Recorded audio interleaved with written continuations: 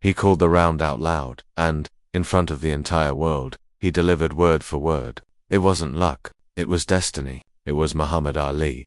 In the 1960s, boxing wasn't just a sport. It was an arena where ideals, identities, and dreams were put to the test. Fists spoke, but what was most impressive was the voice of a young man who dared to call himself the greatest of all time even before he conquered the world. Muhammad Ali, still Cassius Clay to many, was already demonstrating that he was more than just an ordinary fighter. He stood out not only for the speed of his punches, but for the speed of his mind. While his rivals trained in silence, Ali spoke, provoked, promised and delivered, and it was in this scenario, amidst disbelief and the laughter of critics, that he dared to do the unthinkable, predict, in front of the cameras, in which round he would knock out his opponent. For many, it was arrogance. For others, it was madness. But when the bell rang, the world discovered it was neither. This isn't just the story of a fight. It's the tale of how a young man defied all the rules, exposed himself to ridicule, and turned every word into steel. Today, you'll delve into the first time Ali predicted the exact winning round and got it right.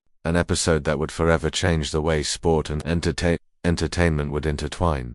Prepare to relive this scene as if you were in the front row, feeling the tension of every second, hearing the crowd's breath, following the watchful eyes of those who doubted until the moment history folded before the mouth and fists of Muhammad Ali. That it was February 1962, the Miami gym was buzzing with voices, smells, and betting. That night, Cassius Clay, a boy of just 20, entered the ring carrying much more than gloves. He brought with him the boldness of a sharp tongue, the glint in his eyes of someone who knew no fear, and an invisible burden to prove he wasn't just a lad. His opponent was Sonny Banks, a tough fighter, known for his strength, his solid guard, and the coolness he imposed on his rivals. For most, Clay was still nothing more than a promising prospect, nothing more than a brash youngster. But before the fight, he did something that shocked everyone. In front of the press, surrounded by microphones and incredulous reporters, he uttered the phrase that would echo like a challenge to fate. "He's going down in the 4th round." The entire gym exploded in laughter and boos. Who was that kid to predict not only victory, but the exact moment it would happen? The fight began tensely. Banks wasn't playing around. In the very first round, he landed a blow that knocked Clay to the ground, a well-placed punch that silenced the crowd for an eternity. The loudmouth was on the ground. The crowd rose, some celebrating, some in disbelief. Clay, lying prone, felt the ring vibrate against his back. The world seemed to laugh at him, but before the referee could reach the final count, he stood up. His eyes sparkled. The smile, almost mocking, reappeared as if to say, "You'll see." He had promised a 4th round, and even with the early fall, he didn't back down.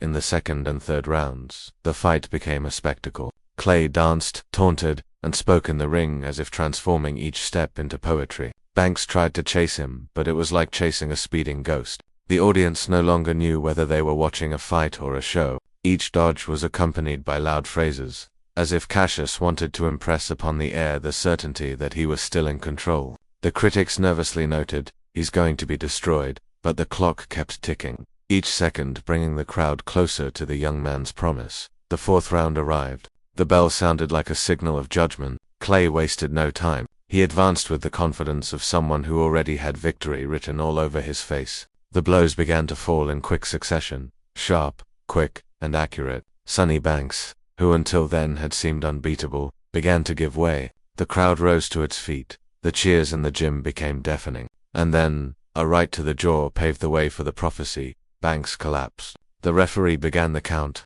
Clay, instead of backing down, raised his arms, already celebrating as if he'd seen the future materialize. When the count ended, there was no longer any doubt. He had won, and not in just any round, but in the 4th, as he'd promised. That night, boxing gained something new. It wasn't just fighting. It was theater. It was prophecy. It was spectacle. Cassius Clay showed the world that he didn't just need to fight, he could turn words into destiny. And as the crowd left the gym, still stunned, many realized that the arrogant kid had just ushered in a new era in the sport. By the end of the 4th round, there wasn't just one winner. There was a legend in the making. And for those who laughed before the fight, all that was left was to swallow reality. For the first time, Muhammad Ali had predicted the impossible, and gotten it right. The 4th round ended, but the impact didn't stay in the ring. The next day, the newspapers were full of bold letters. "Cassius Clay keeps his promise." It was impossible to ignore. The young man many called arrogant had done something that seemed supernatural. Predicting a round was already daring, but making the prediction, after being knocked down early on, sounded like a miracle. Some called it luck, others a psychological trick, but no one could deny there was something different about this kid. Interviews poured in. Clay spoke with the same confidence as always, delivering sharp phrases that irritated critics and delighted those seeking a daring hero. I said he would go down in the 4th round, and he did. It wasn't a coincidence. It was science. Once study my opponents, I know when and how they'll go down. This blend of self-confidence and spectacle began to change the way the public viewed boxing. While experts tried to explain the phenomenon, the people had already chosen their favorite. Children imitated his gestures. Young people memorized his phrases. And his opponents, they trembled at the thought of facing someone who seemed to see the future. But there was also pressure. If Cassius missed his next prophecy, he would be ridiculed like a circus clown. It was a tightrope, and he walked it with his chest open, as if each fight were a stage for a show that only he knew how to stage. This confidence began to divide opinions. Some loved him for his courage to speak out in a world of silence. Others hated him for the same reason, but, like it or not, everyone wanted to see him fight. The echoes of that night spread like wildfire. Cassius Clay wasn't just a fighter. He was news, entertainment, and barroom debate fodder. With every interview, he reinforced his image as a ring prophet, and this made him even more dangerous. Because, more than facing his fists, his opponents had to face the specter of doubt. What if he already knows when I'm going down? This psychological burden destroyed many even before the first punch. And this is where I want to ask you something. If you've made it this far, it's because this story has already captivated you, right? So take advantage, like, subscribe to the channel, and comment below about the most impressive moment of this narrative so far. Your interaction is what makes this content reach more people and motivates us to bring you ever more intense stories, like the life and struggles of Muhammad Ali. Because what you're hearing isn't just about a fight, it's about how one young man turned words into destiny, and how that began to change the sport forever. The fulfilled prophecy made Cassius Clay headlines, but it also ignited an invisible war. Many critics couldn't believe that a young man could predict and accomplish something so daring. Newspaper columns began to question, how long will this loudmouth last? Others said Clay was nothing more than a circus performer, using words as a cheap trick to distract the audience. But what they didn't understand was that the more they attacked, the more fuel he gained. Ali responded to each criticism with sharp phrases. If being a ring prophet is a joke, then get ready for the whole show.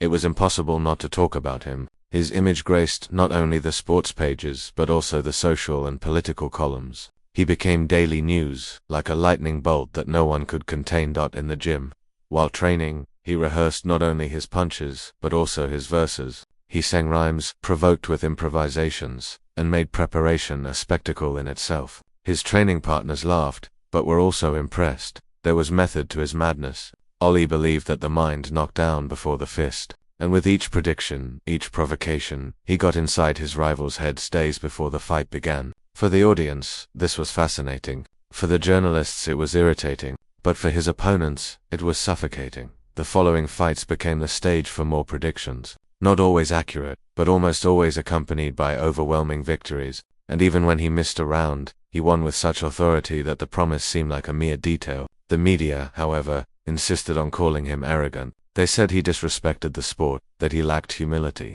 And Cassius responded loud and clear, "I didn't come to be humble. I came to be the greatest of all time." It was as if he were at war with the entire system, and this war strengthened him. The audience was divided. But there was one thing in common between those who hated him and those who adored him. No one could look away. Cassius Clay had found the key to dominating not only the ring, but also hearts and headline. His every word was repeated in the newspapers, his every gesture studied. And behind the apparent arrogance, there was strategy, there was calculation. There was a boy who turned pressure into spectacle. At the end of another victory, when asked if he would ever be silent, he replied with a smile, "Silence is for those who have no story to tell, and mine is just beginning."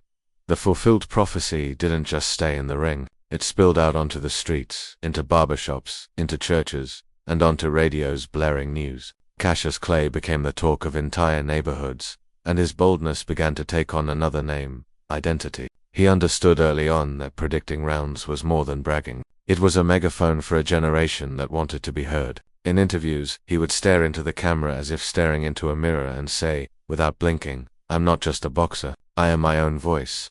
Critics called it theater. He called it truth. "If I say it, I do it." In the gym, Angelo tried to contain his anger. "Talk less." Kid Clay would smile. "If I keep quiet, they'll forget me. If I speak, they'll come to me." And so, every rhyme, every promise, became a gesture of resistance, a punch that broke through the guard of silence and struck the heart of the country. There was urgency, a quickness in his steps, and a thirst for justice. For him, speaking loudly was not vanity. It was survival, a beacon. But there was a price for using his voice as a blade. Microphones surrounded him, demanding restraint. Promoters called for polite silence, and reporters set traps with polite questions. Cassius didn't back down. "If I shrink, you'll swallow me," he replied. The ring became an altar, the locker room a trench. He walked down the aisle with headphones around his neck, tapping out a rhythm only he could hear, as if each step were a verse from a fight song. In the audience, men in suits frowned. In the stands, children held up signs with rhymes they'd learned from the newspapers. Predicting rounds was no longer just a trick. It was a metaphor, saying, fulfilling, existing. "If you don't give your own number, they'll measure you with the ruler of fear," he whispered to a boy asking for an autograph. He signed, looked into her eyes, and added, "When your round comes, don't ask permission. Ring the gong." In the audience, a woman prayed. A police officer watched, and Cassius, in flashes, saw that each movement said more than a speech at a press conference. The room was too small for so much ego and curiosity. A reporter asked, with a half smile, "Why predict rounds?" Afraid of not being remembered, Cassius took a deep breath, leaned into the microphone, and declared, "To predict is to compromise myself. It's to tie my honor to a clock that everyone sees. If I'm wrong, I pay the price. If I'm right, I pave the way for those who say I shouldn't get here." The murmur cut through the air. Another reporter insisted, "That's arrogance," he smiled. "Arrogance is keeping quiet when they tell you to. My round is a map. I say don't forget who I am when the world tries to break me." There was nervous laughter, flashes of light, voices overlapping. From the back a sincere question. "What if your opponent predicts you?" Clay didn't hesitate. "Then let him beat me, because I predicted it too." Courage begets courage. As he left, the Miami wind brought crooked signs. "Talks too much. Keep going." Angelo touched his shoulder.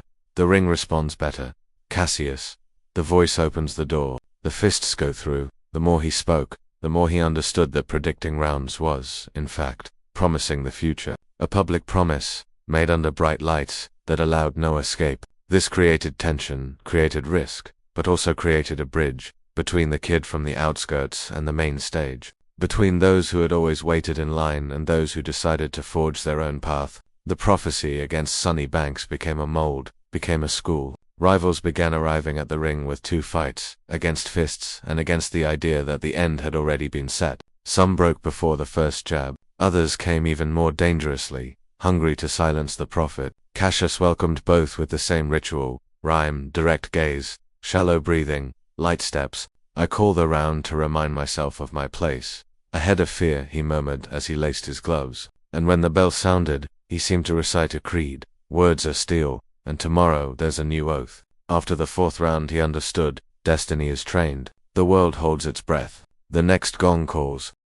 The gym was already empty when Cassius returned to the ring and touched the cold ropes. Alone, there still Clay. He took a deep breath, listened to the echo of his own footsteps, and replayed every second of the fourth round. There was no magic. There was choice. By predicting the time of victory, he had tied his name to a public clock, the kind that doesn't forgive delays. "To promise is to enter without a back door," he whispered, remembering the look of someone who doubted. Angelo came up behind him, his voice low. "Too much pride brings you down." Cassius didn't look away. "Empty pride falls. Mine is commitment." The coach pointed to the stopwatch. "Then prove it again."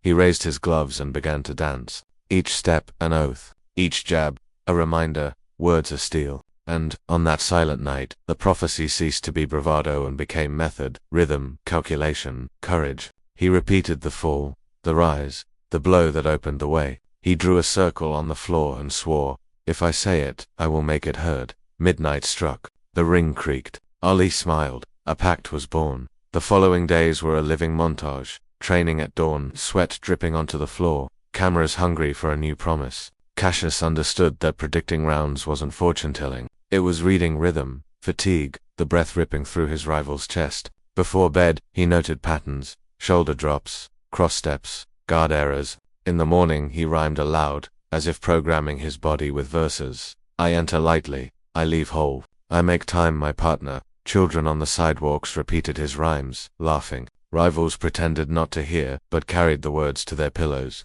Angelo watched, stopwatch in hand. Prediction without training is wind. Cassius replied. Training without promise is silence. The gloves beat on the sideboard like marching drums. There was method in the myth, and the myth fed on discipline, not luck, and he began to set numbers like contracts in the square. At the bell, the clock becomes a judge. Making mistakes is a burden. Getting it right paves the way. Night after night, the tongue becomes a weapon, but every promise raises a precipice. With each number uttered, the abyss grew at Cassius's feet. One wrong prediction, and the newspapers would laugh in unison. Still, he pressed on, because to predict was to accept the risk of bleeding in public, and, even so, to move forward. Float like a butterfly, sting like a bee, he repeated as he jumped rope, remembering that lightness and venom can reside in the same body. In the locker room, a sparring partner challenged, "What if you miss the round today?" He glared. "Then I'll fight in the dark until I find the light."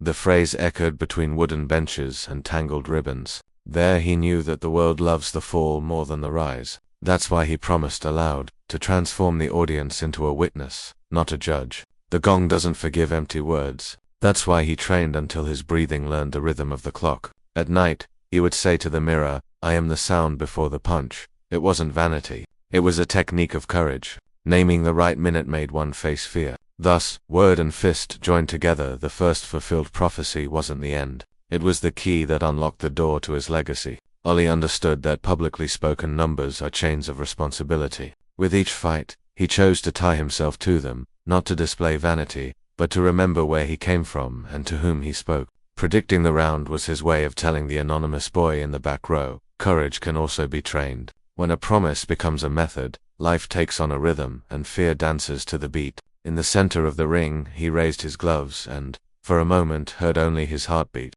The world called for silence. He responded with sound, and the sound was clear. Commit. There is no destiny without choice. There is no victory without exposure. If you say so, do it. If you fall, get up. If they doubt you, prove it. This is how Cassius became Ali, and the Miami prophecy grew to become a mirror for those who dare to promise before the light. In the end, the right round speaks of character. The bell calls all. What you do when he calls defines you. Cassius Clay's story in that ring in Miami wasn't just about boxing. It was about the courage of someone who decided to commit to the world, even when it seemed impossible. By predicting the exact round and keeping his word, he showed that there is no greatness without risk, no victory without exposure. This scene, marked by sweat, falls, and overcoming, teaches us that true strength lies not just in fists or technique, but in the boldness of embracing who you are and putting your honor to the test. Cassius, who would later become Muhammad Ali, wasn't just winning a fight. He was proving to every doubter and even to himself that destiny isn't something you wait for. It's something you make. His word was his contract, and the ring was his signature. How many times have you doubted yourself because the world around you laughed at your dream?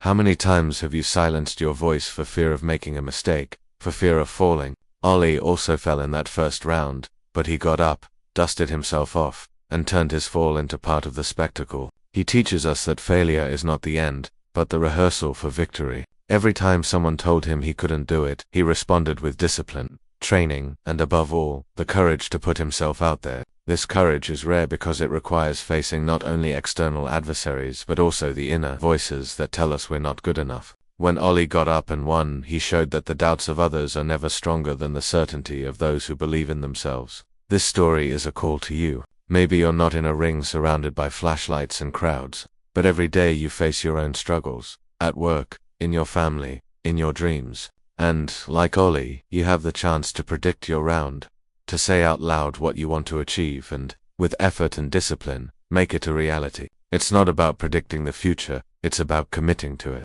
Every goal you say firmly, every promise you make to yourself, is a gong that rings in your heart. Fear will laugh, people will doubt, but if you keep your word and keep fighting, the impossible can bend to your will. Ollie left us an eternal lesson. The man who lacks the courage to take risks will achieve nothing in life. Your life is your ring. You can choose comfortable silence or uncomfortable boldness, but it's the latter that leaves its mark. So, do as Ollie did. Speak your dream out loud, take risks, accept the falls, rise stronger, and turn your word into steel. Because, in the end, it's not the applause or the criticism that defines who you are, but your ability to honor what you promised yourself.